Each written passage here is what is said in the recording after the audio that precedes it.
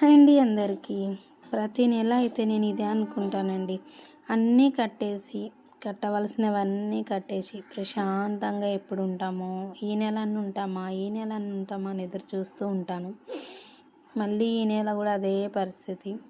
కట్టవలసినవన్నీ అలాగే ఉన్నాయి. వచ్చే ఆదాయం ఏమో తక్కువ, ఖర్చులేమో ఎక్కువ.